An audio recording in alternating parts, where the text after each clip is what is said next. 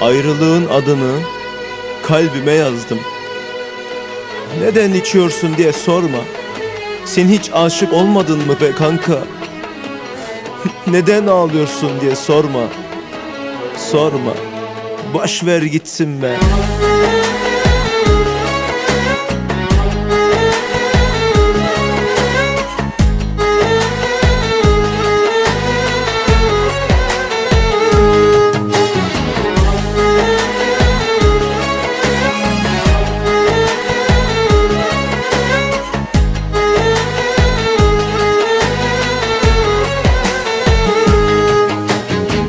Ağlıyorsun yine, içiyorsun yine.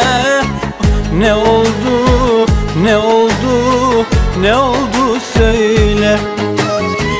Ağlıyorsun yine, içiyorsun yine. Ne oldu, ne oldu, ne oldu söyle. Oldun mu, oldun mu? Sen hiç aşık oldun mu? Bir zalim uğruna saçlarını yoldun mu? Oldun mu, oldun mu? Sen hiç aşık oldun mu? Bir zalim uğruna saçlarını yoldun mu?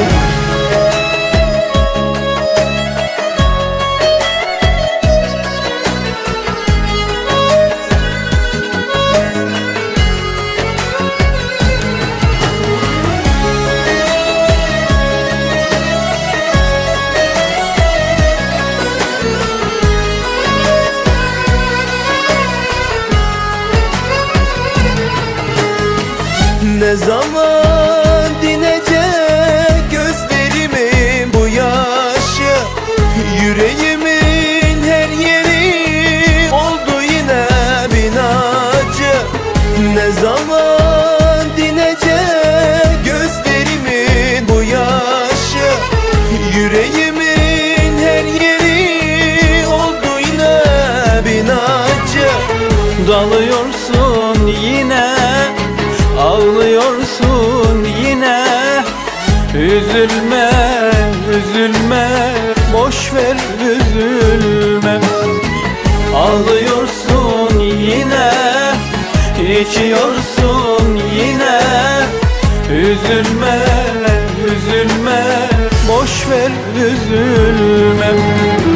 Oldun mu, oldun mu? Sen hiç aşık oldun mu? Bir zalim uğruna saçlarını yoldun mu?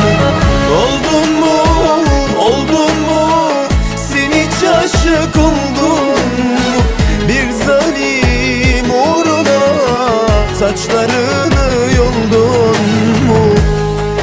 Onu unutmak için başka birini sevmedim.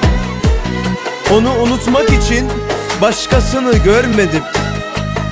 Ben onu unutmak için bana yaptıklarını günlerce sayıkladım. Yine de, ama yine de unutamadım.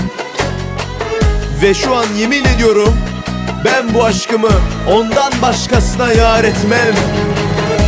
Nereden sevdim ya Rabbim? Beter olsun böyle aşkı, beter olsun bu sevgisi. Bir daha dönmesin kendisi. Hep sorardın neden? İşte bu yüzden, işte bu yüzden ağlarım be kanka. Oldun mu, oldun mu? Sen hiç aşık oldun mu? Bir zalim uğruna saçlarını yoldun mu? Oldun mu, oldun mu? Sen hiç aşık oldun mu? Bir zalim uğruna saçlarını